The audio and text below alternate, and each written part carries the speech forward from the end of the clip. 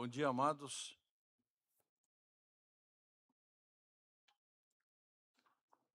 Vamos compartilhar a palavra de Deus num texto bastante conhecido, um texto que periodicamente a igreja lê e acompanha aqui na igreja, que se encontra no livro do profeta Malaquias, capítulo 3.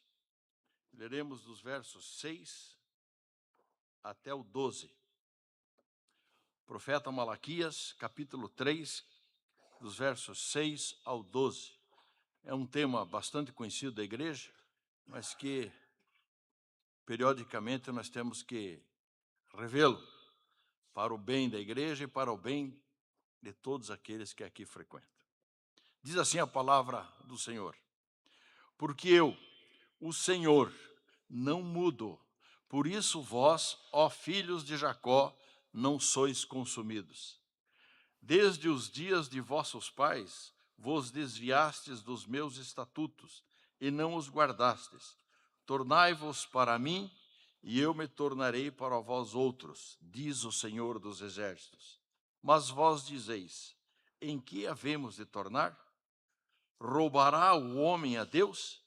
Todavia, vós me roubais e dizeis: em que te roubamos? Nos dízimos e nas ofertas. Com maldição sois amaldiçoados, porque a mim me roubais, vós, a nação toda. Trazei todos os dízimos à casa do tesouro, para que haja mantimento na minha casa.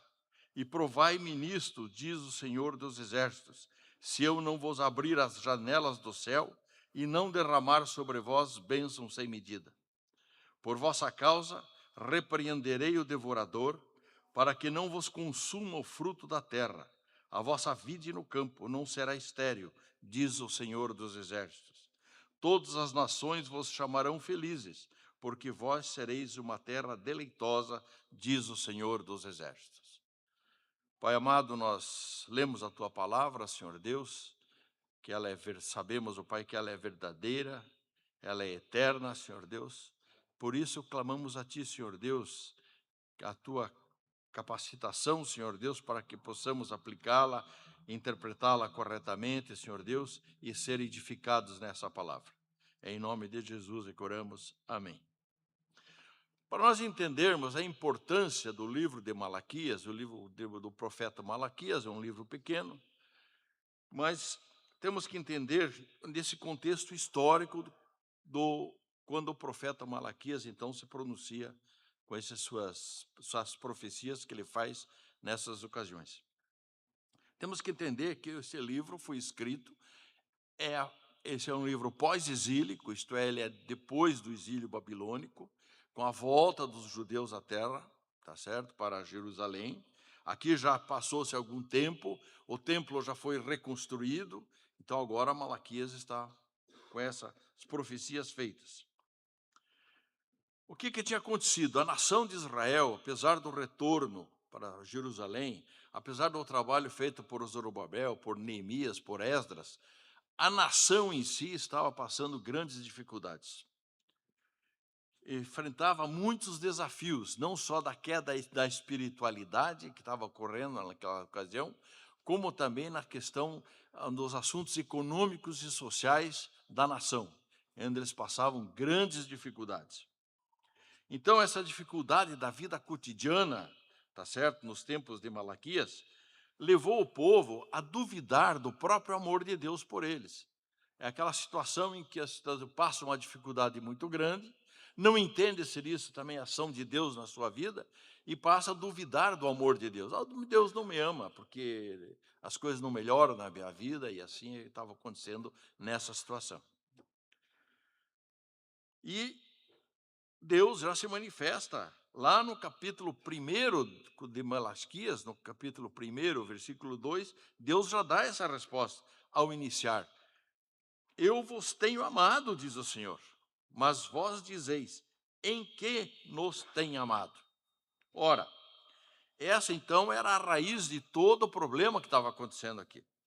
Porque os problemas, na verdade, eram problemas espirituais. Pois partindo da premissa, desta dúvida que eles tinham do amor de Deus, os sacerdotes responsáveis, tá certo? Estavam quebrando a lei, os próprios sacerdotes, e induzindo o povo, né, ao erro. O povo, então, de Israel, com a conivência dos sacerdotes, quebravam a lei, faziam as suas ofertas inadequadas, tomavam atitudes inaceitáveis que demonstravam totalmente a sua falta de amor, falta de zelo pela casa de Deus e a falta de respeito pelo próprio Deus como Pai e Senhor. Essa era a situação clara daquele povo de Israel nesse período. Então Malaquias aqui faz uma dura crítica, primeiramente aos sacerdotes, que tinham por obrigação conduzir o povo para o lado correto. Então, quando nós olharmos o livro de Malaquias, sempre pensar que primeiro ele está se dirigindo aos sacerdotes, às lideranças e depois ao povo também. Então, essa crítica que ele faz aos sacerdotes de Israel, chamando-os ao arrependimento e ao retorno ao primeiro amor. É isso que ele está fazendo em todo o livro dele. Então, aqui esse texto que nós lemos, de Malaquias 3, 6 a 12, reafirma o quê? A situação de calamidade espiritual vivida pelo povo, não é? Que não era uma ausência de um Deus amoroso, mas sim a negligência sacerdotal e do povo de Israel.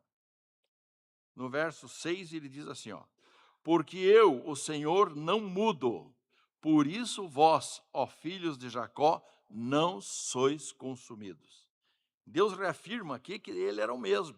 O problema era o povo, o problema era o sacerdócio. Que ele era o mesmo Deus, o Deus imutável, que não mudara, tá certo?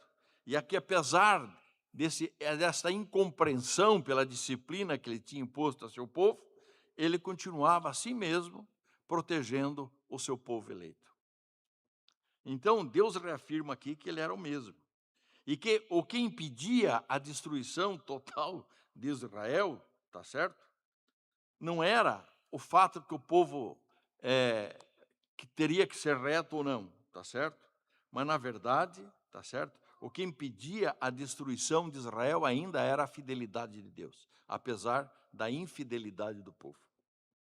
Então, isso nos aplica alguma coisa, porque nós somos parte do povo escolhido, eleitos de Deus antes da fundação do mundo, tá certo? Mas não é por causa das nossas qualidades ou por obras, tá certo? Mas sempre entender que tudo é graça de Deus. Nós muitas vezes chegamos a duvidar do amor de Deus, não é? Especialmente nos momentos de angústia, de dificuldade. E isso nos leva a uma desobediência muitas vezes cada vez maior. Então aqui Deus exorta o povo a retornar para a obediência. E a maneira mais prática de demonstrar isso que Deus está falando nesse texto era através da fidelidade dos seus dízimos e ofertas. Então, o texto aqui em questão mostra a relação entre o dízimo e a fidelidade que nós temos que ter com Deus. Essa passagem, então, indica com clareza que a prática do dízimo é uma forma de demonstrar a nossa obediência e a nossa confiança no nosso Deus e na provisão desse Deus. Quando nós confiamos na provisão de Deus, nós somos dizimistas. Então, muitos cristãos têm deixado de receber, às vezes, bênçãos maravilhosas em sua vida por desconhecerem a importância e o significado do dízimo, que é um tema pouco falado nas igrejas. E o povo que não tem essa noção acaba não recebendo as bênçãos de Deus como deveria receber. Mas o que é dízimo? O que nós entendemos por dízimo? No contexto bíblico, sempre é a 10ª parte de tudo aquilo que Deus nos concede e que deve ser devolvido a Ele, tá certo? Como forma de reconhecimento da nossa total dependência de Deus. Essa é a questão do dízimo. É uma forma de gratidão, tá certo? E de submissão ao nosso Deus. Em Levíticos 27:30, diz assim: também todas as dízimas da terra, tanto de cereais do campo como dos frutos das árvores, são do Senhor. Santas são ao Senhor. que significa? Significa que o dízimo é santo. Dízimo é santo. Portanto, o que é ser santo? Santo é separado para Deus. É nesse sentido. Ele é separado, ele é de Deus. Tá certo? Então, tudo é separado. Tudo aquilo, por exemplo, para orientar a igreja, tudo aquilo que é comprado com os recursos do dízimo. Nós não dizimamos aqui na igreja? Dizimamos. Esse dízimo vai para a tesouraria da igreja. A tesouraria da igreja investe, compra qualquer coisa, pode fazer vários investimentos, missões, manutenção da casa. Agora, você comprou, por exemplo, um material para a escola dominical. Tá certo? Eu posso pegar esse material e levar para minha casa? Não. Eu estou roubando a Deus, eu não estou roubando a igreja. Eu tenho que entender isso.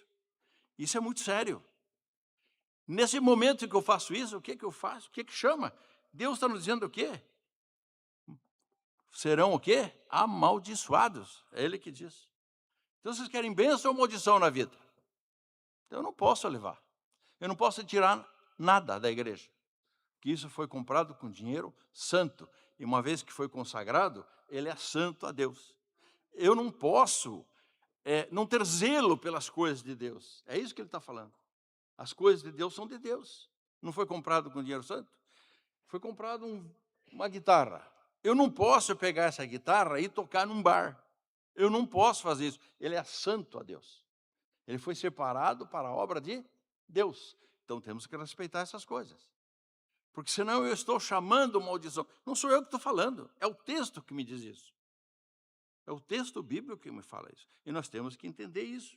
Então, se nós queremos bênção, temos que respeitar a Deus e as coisas que são santas. Dízimos são santos ao Senhor. É isso que o texto está dizendo. Então, o ponto de partida para a nossa compreensão dessa ordenança do dízimo que ele é feito aqui, deve ser a verdade fundamental que o dízimo pertence a Deus e não é opção do crente. Não é uma opção. No verso 10, ele diz assim, no texto lido: trazei todos os dízimos à casa do tesouro. E aqui é interessante, porque o verbo aqui no hebraico, fio, é imperativo, então, portanto, não é pedido, é ordem. Trazei. E diz mais, todos, trazei todos os dízimos. Portanto, o crente não tem direito a administrar dízimo. Porque muitos, às vezes, por falta de orientação, repartem o dízimo para outras finalidades. Não, eu dou uma parte do meu dízimo na igreja, uma parte eu dou para um orfanato, outra parte eu dou para uma missão. Não. Deus não está falando isso. Deus está falando de todos. É todo o dízimo. E aonde que ele traz? Na casa do tesouro. Pronto. Então eu não tenho direito de administrar esse dízimo. Eu reparti meu dízimo da forma que eu quero. Essa administração do dízimo compete à igreja que ele está rolado. Tá certo? Então, você está rolado numa igreja, é ali que você tem que dizimar. É onde está rolado como membro dessa igreja. Tá certo? Então eu não tenho direito de dividir, por exemplo. Mas eu frequento uma outra igreja nas férias, então eu divido meu dízimo. Não. É onde você está arrolado. O dízimo é onde se está arrolado. Mas eu tenho outra. Então lá você vai pedir transferência lá, vai ser arrolado na outra igreja e dizima lá, não tem problema nenhum. Aqui está dizendo o texto, é muito claro. Todo o dízimo, não é um pedaço do dízimo. Então eu não tenho esse direito de dividir meu dízimo, né? De administrar meu próximo dízimo.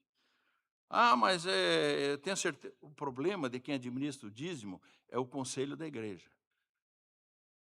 Mas eles administram mal. O problema é da igreja, não é teu. Meu compromisso é dizimar, tá certo? O que vai ser feito com o dinheiro do dízimo, a responsabilidade é de quem está administrando, tá certo? E Deus vai cobrar de quem administra. Ponto. A igreja presbiteriana tem um sistema de governo muito bom. Nós sabemos disso. Nós temos uma diretoria eleita, que é um tesoureiro eleito, tá certo? Que administra os dízimos. Tem uma comissão de finanças que fiscaliza todas as notas por nota, tá certo? E presta-se conta uma vez por ano aqui, na Assembleia Geral para a igreja. E a qualquer momento, vocês podem pedir ao tesoureiro que ele vai apresentar todas as despesas. Tá certo? Onde o dinheiro foi, o que foi gasto, nota por nota, despesa por despesa. Então, isso é uma certeza de que os nossos dízimos estão sendo bem administrados. Porque nós temos que entender, agora vamos entender uma coisa, Deus não precisa de dinheiro. Por que ele não precisa? Porque já é dele, tudo é dele. Ele já é dono de tudo, do universo inteiro, tudo que existe é dele, tá certo? Mas nós temos que entender que se ele é o Criador, é o Senhor absoluto de todo o universo, tá certo? Então, nós temos que incluir uma coisa, se tudo é dele, então nós não possuímos nada. Nós não temos nada, tá certo? E nós nunca tivemos nada, não temos nada e nunca teremos nada, pois tudo é dele, tá certo? Mas Deus nos concede o privilégio de ter alguma coisa, de administrar esses bens que ele nos dá, tá certo? Deus nos abençoa com bens, nos abençoa com situações boas, porque ele faz isso para que nós possamos usufruir deles. Mas tenha uma certeza, Deus vai pedir contas de cada bem, de cada coisa que deixou sobre a nossa confiança. Isso chama-se mordomia cristã. Isso é mordomia. Então, mordomia cristã refere-se a isso, a administração correta de todos os bens que Deus colocou à nossa disposição, bem como também a administração de todos os dons e talentos que Ele nos deu também. Não só material, mas bens espirituais e dons e talentos. Ou seja, dentro da mordomia cristã, o dízimo é uma parte importante que nós devolvemos a Ele. Por quê? Porque é o reconhecimento que tudo que nós temos e somos é obra da mão bondosa de Deus. Então, dízimo, meus amados, é apenas a devolução de parte daquilo que ganhamos graciosamente das mãos de Deus. Então, dizimar é ao mesmo tempo um teste de Deus e é um ato de gratidão e fidelidade do crente. Quando nós dizimamos, nós estamos sendo aprovados no teste de Deus. Então, muitos alegam, e podem alegar, que o dízimo não é mais necessário, porque pertence o dízimo é coisa do Antigo Testamento, e agora nós vivemos sob o Novo Testamento, sobre a lei, a graça de Deus, então, aquilo lá não precisa mais. Vocês vão encontrar muito isso. E é verdade, mas só que uma verdade parcial. Nós não estamos mais sobre a lei sacrificial, mas o resto da lei continua valendo. Tá certo? Porque Jesus já fez todo o sacrifício. Então a lei sacrificial toda não vale mais para nós, mas vale a lei, as outras leis valem sim. Então, e também é necessário recordar uma coisa, mas a lei, o dízimo é anterior à lei. O dízimo sempre existiu e existiu antes da lei mosaica, antes da lei de Moisés.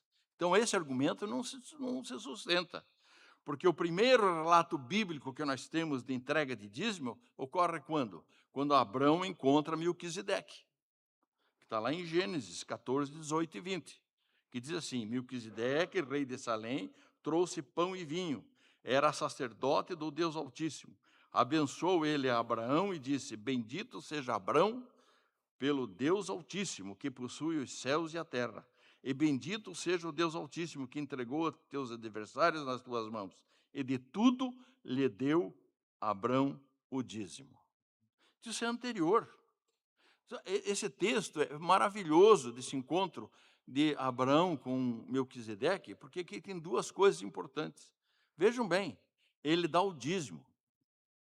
E o sacerdote, Melquisedeque, recebe esse dízimo. E o que ele traz para nós? Pão e vinho. Tem tudo a ver com o que nós fazemos. E o autor de Hebreus nos esclarece uma coisa mais importante ainda. Em Hebreus 7,17, ele diz assim: porquanto se testifica, tu és sacerdote para sempre, segundo a ordem de Melquisedeque. Quem é esse sacerdote para sempre? Jesus Cristo. Jesus Cristo é da ordem sacerdotal de Melquisedeque, sacerdote para sempre. Ora, então, se Cristo é sacerdote para sempre, segundo a ordem sacerdotal de Melquisedeque, e o que é que aconteceu lá no sacerdócio de Melquisedeque? Não foi dízimo que deram entregar para ele? Obrigatoriamente, continua agora Jesus Cristo é da ordem sacerdotal, nós temos que dar o dízimo para quem? Para Jesus Cristo. Então a igreja cristã tem que ser dizimista, meus amigos. Sinto muito quem não acredita nisso, mas não tem justificativa, tá certo? A justificativa clara é que nós temos que ser dizimistas. Então, o dízimo existiu antes da lei mosaica.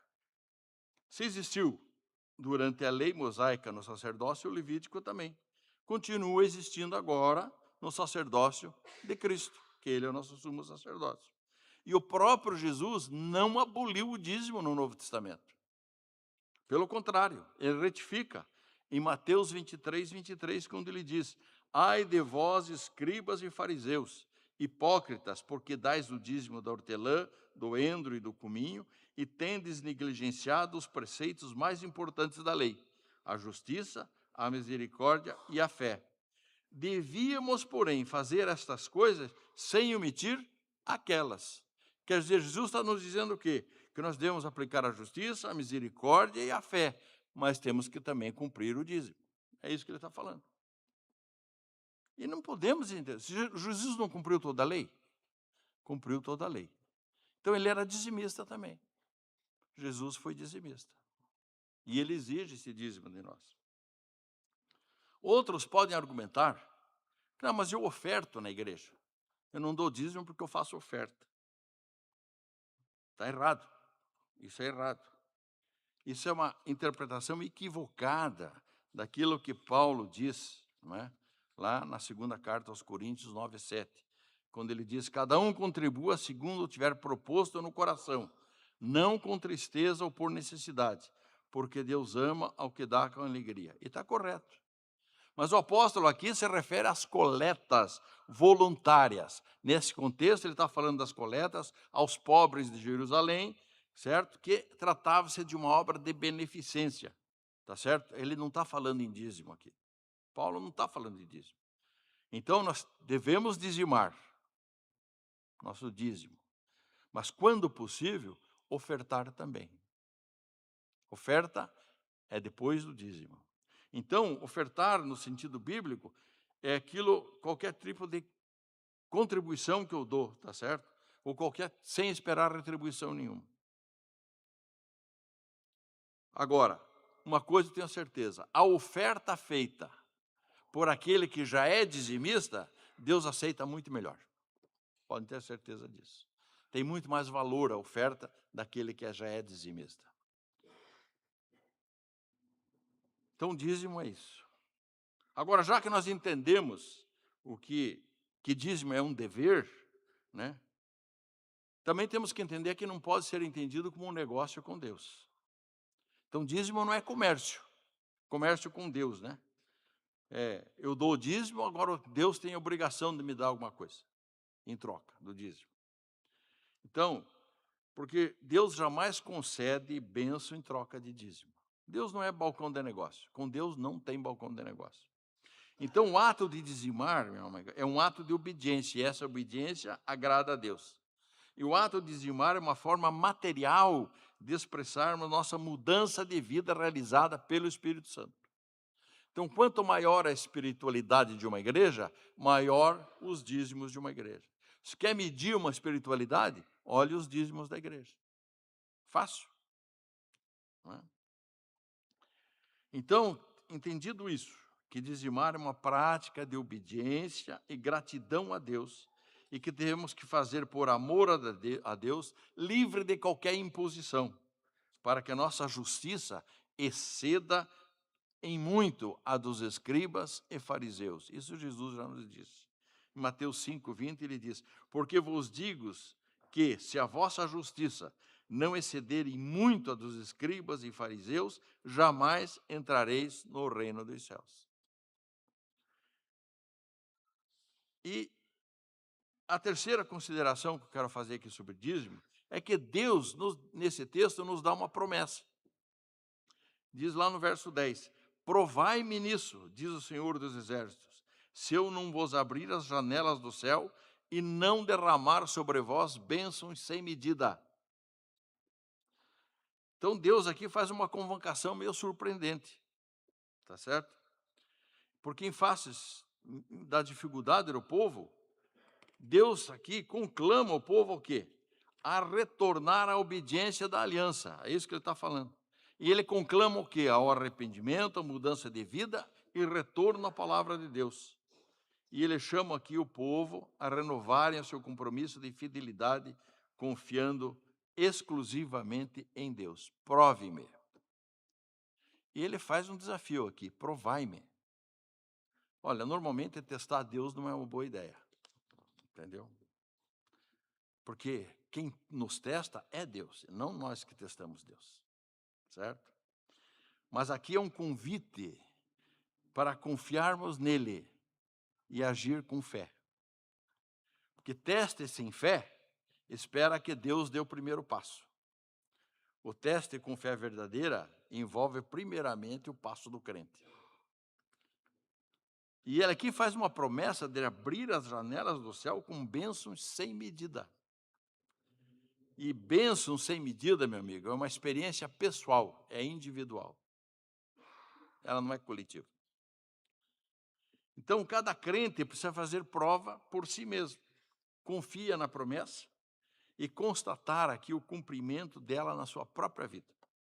Então, se alguém tem alguma dúvida quanto ao resultado da fidelidade ao dízimo, faça a prova e Deus vai te apresentar o resultado admirável na sua vida. Deus vai dar um resultado admirável na sua vida. Porque ele afirma aqui uma coisa importante, que ele vai repreender o devorador. Isso não quer dizer que você vai ficar milionário, mas vai dizer que você não vai perder dinheiro. É isso que ele está falando. Então, no contexto, o devorador aqui, na época, o contexto da época, devorador se referia ao gafanhoto que devorava as plantações, as vindimas, a seca, tudo aquilo que prejudicava a colheita, não é? Literalmente era isso que ele estava falando aqui. Mas atualmente nós podemos transportar isso e entender como devorador os custos financeiros, os juros, o endividamento, o desemprego, a doença, a farmácia, o acidente, o assalto, os maus negócios e tantas outras situações que consomem a nossa paz, as nossas finanças e nossos bens. Isso é o devorador que faz, certo? E ele diz que ele vai repreender o devorador. Então, muitas vezes a pessoa não crê nisso. E não interessa o valor do dízimo. Interessa que seja 10% da renda. Mas eu ganho só o salário mínimo, não tem importância. Isso vai dar os 10%. E você vai ver que o salário mínimo vai render muito. Que você não vai gastar na farmácia, você não vai gastar no acidente, você não vai ser multado na rua, você vai deixar. Deus vai dar. A matemática de Deus é diferente da nossa. A matemática de Deus é muito diferente da nossa. Para Deus, 2 mais 2 dá 5, dá 6, dá 3. Ele que sabe. Tá certo? É Ele que faz. O fato é que Deus abençoa aqueles que são fiéis. E as bênçãos que Deus nos reserva, como resultado da fidelidade, elas podem ser tanto de natureza material como espiritual. O critério é de Deus, não é nosso. Porque Ele vai conceder aquilo que for melhor para nós, de acordo com os propósitos dEle. Claro que bênçãos materiais também estão incluídas aqui, mas nem sempre se resumem a isso. E muitas vezes se resume a bênçãos espirituais, que são coisas que satisfazem plenamente o coração do crente. Porque a bênção material nem sempre é melhor para o crente. Tá certo? Então, a atitude do crente quanto à riqueza, tá certo? Deve ser semelhante à de Agur. Quem era Agur? Servo de Deus, que escreveu o provérbio, capítulo 30 de Provérbio. E lá ele diz assim, nos versos 7 a 9. 2 coisas te peço, não mas negues, antes que eu morra. Afasta de mim a falsidade e a mentira. Não me des nem pobreza, nem riqueza. Dá-me o pão que me for necessário, para não suceder que, estando farto, te negue e diga: quem é o Senhor? Ou empobrecido, e venha furtar e profane o nome de Deus. Essa é a atitude que o crente tem que ter. Saber que a bênção que Deus vai nos dar é a bênção que Ele tem para a nossa felicidade, para que nós possamos ser completos. Eu já vi gente ser abençoado com muita riqueza. E foi a pior coisa que podia acontecer na vida da pessoa. Foi a pior coisa. Tá certo? Isso não é, às vezes não é o melhor. Né? Eu lembro de uma ocasião muito antiga, uma história, no começo da tal da loteria esportiva, não sei se acho que vocês nem lembram mais disso, mas eu sou do tempo da loteria esportiva ainda. E um dos primeiros ganhadores era o Dudu da Loteca. Podem pesquisar, o Dudu da Loteca. Ele ganhou uma fortuna. A maior fortuna que se podia imaginar, algo em torno de 300, 400 milhões hoje. Ele ganhou muito dinheiro. Esse homem investiu mal, comprou uma rede de hotéis, acabou perdendo tudo, foi à falência e foi preso. Foi bênção isso na vida dele? Isso não foi bênção. Não era isso que ele precisava. Ele precisava ter o suficiente para a vida dele, para a felicidade dele, só. Não que Deus vai dar loteria para nós, viu? Deus não é a favor disso, não. Tá? Ficar bem claro aqui. Mas Ele vai honrar o trabalho que você tem. Tá certo? E eu já vi, e eu sou testemunha de pessoas humildes, assalariados, tá certo? Professores primários, que ganham pouco, dizimista fiel, compraram sua casa, compraram seu carro, vivem bem, salário pequeno. Ah, como? Não pergunte, creia apenas. Creia apenas.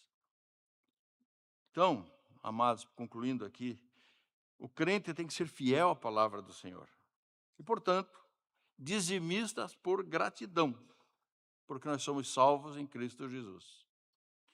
Então, se Deus separou para si mesmo o dízimo como prova de fidelidade do crente, a única resposta correta na mordomia dos bens materiais é entregar-lhe aquilo que por direito já é dele.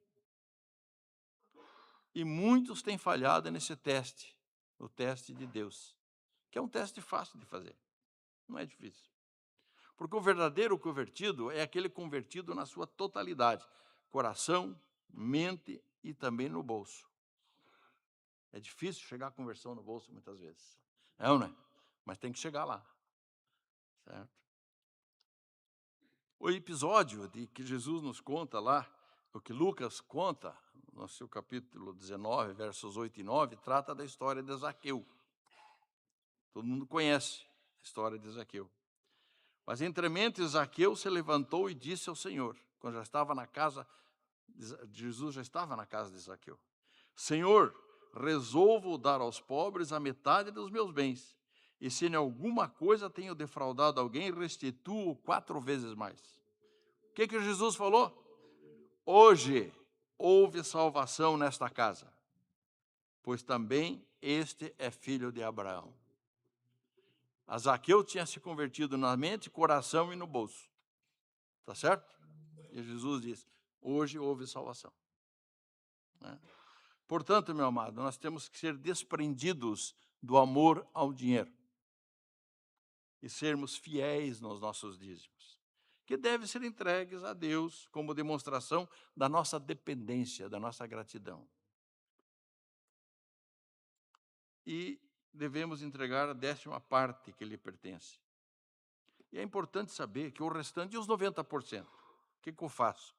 Deus quer que nós usemos os 90% com prudência e sabedoria. É isso que Deus quer que nós façamos.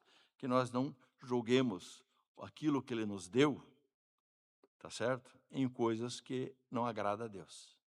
Mas devemos usá-lo para o nosso usufruto, podemos usufruir com alegria, com liberdade, mas em coisas que não ofendam a Deus. Certo? Em Isaías 55, 2 diz assim: Por que gastais o dinheiro naquilo que não é pão, e o vosso suor naquilo que não satisfaz? Ouvi-me atentamente, comei o que é bom, e vos deleitareis com finos manjares.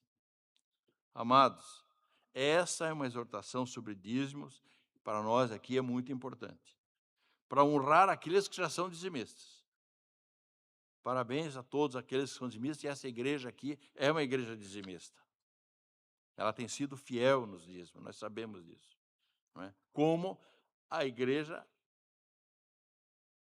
é dizimista, o povo de Deus é dizimista, os pastores recebem as suas côngruas com o valor desses dízimos, e eles também são dizimistas, porque tem que dar o dízimo do dízimo, e a igreja dizima a sua organização superior, porque ela é dizimista também lá em cima. Então, nós somos dizimistas e damos o dízimo do dízimo, tá certo? E é por isso que nós temos sido abençoados nessa comunidade. Deus tem aberto bênçãos, nós temos visto bênçãos aqui nessa igreja, temos visto milagres acontecerem, nós estamos vendo coisas maravilhosas acontecerem aqui. Então, parabéns àqueles que já são dizimistas. E aqui eu estou falando isso para incentivar aqueles que ainda não são, que venham a ser dízimo e venham usufruir das bênçãos de Deus. Não é? E façam o teste que foi proposto por Deus. Vocês verão o resultado. Agora, fique bem claro, não haverá bênção se não houver mudança de coração também. Tá certo? Deus aceita o dízimo e as ofertas daquele que é humilde de coração e que reconhece a sua dependência do Senhor. Esse sim. Porque é interessante que a Bíblia nos apresenta muitos desafios. E os dois mais importantes que eu vejo, está certo? Se encontra justamente nesse texto que nós estamos falando aqui hoje, Malaquias 3, né? De 6 a 12. E o outro que se encontra lá em Isaías, tá certo? Que lá ele pede arrependimento e mudança de coração. Então são duas coisas importantes, mudança de coração e dizimista. São duas situações que Deus coloca aqui, tá certo?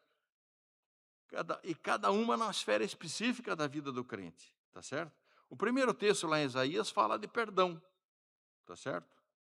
Então, essa correlação entre se arrepender, mudar de vida, mudança de coração, tá certo? E depois disso, desse arrependimento, e isso chama-se conversão, depois de convertido, nós então entregamos o nosso dízimo. Tenham certeza, meus amados, ser dizimista, tá certo? É uma bênção, é uma alegria você ser dizimista. É poder você devolver a Deus aquilo que já é dele. Amém? Que Deus nos abençoe com a sua palavra. Amém?